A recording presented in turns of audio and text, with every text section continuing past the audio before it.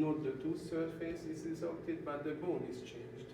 So this is why you can use bracers and orthodontic appliances. And as I mentioned, you pathologically you may see resorption of the cementum, and sometimes resorption and healing or cement production is alternating. So the cementum may heal itself. Ankylosis is possible in older persons because the PDR is disappearing almost. So thinner, and sometimes disappearing. And when you have connection between the hard tissue connection between the cementum and the lamina dura or the alveolar bone, there will be an ankylosis, which is pathologic and can cause problems again with the extractions.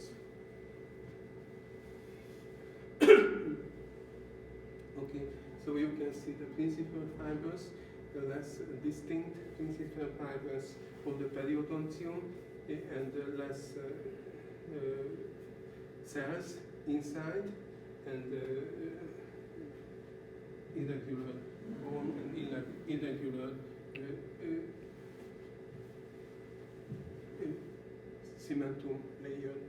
And with aging, you can see sometimes thinning of the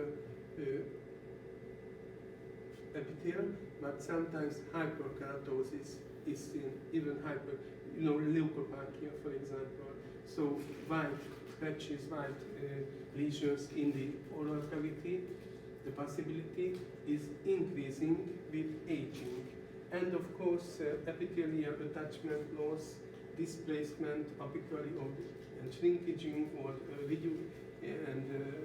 migrating the attachment and the gingiva to the apex is occurring in older persons, but it is associated mainly to the bad oral hygiene or to general problems, general diseases. And in Raynaud's syndrome, which is frequent, again, relatively frequent, more frequent than younger persons, you can see mucosal and epithelial changes as well. And you will see salivary gland changes, degeneration of the salivary glands because of the fibrosis and fat cell opposition or production, and pressure cells, function unknown, we don't know the function, oncocytes, these are oxyphil, so extensively staining, painted, mitochondrial filled cells are accumulating in number in salivary glands. So these are non-functional cells, do not pathologicals, but we don't know the exact functions. And the saliva production without pathological changes is not changed significantly in older persons.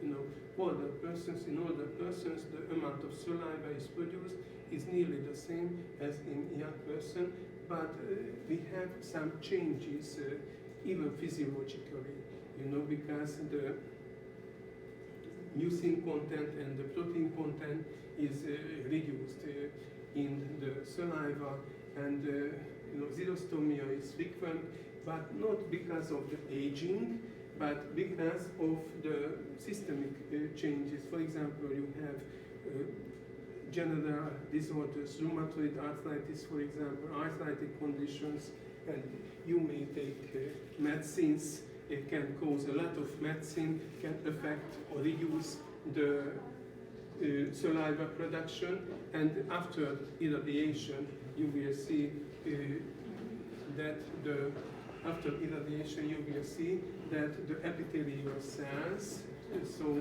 the active saliva producing cells, of the salivary glands are disappearing after irradiation therapy. And because of the low saliva production, you have a lot of problems in the oral cavity, the mucosal epithelial problems and lesions and erosions, and even sometimes wounds you can see in the oral cavity, infections and candidal infections, even candidal infections. So now it's finished, and we will continue with the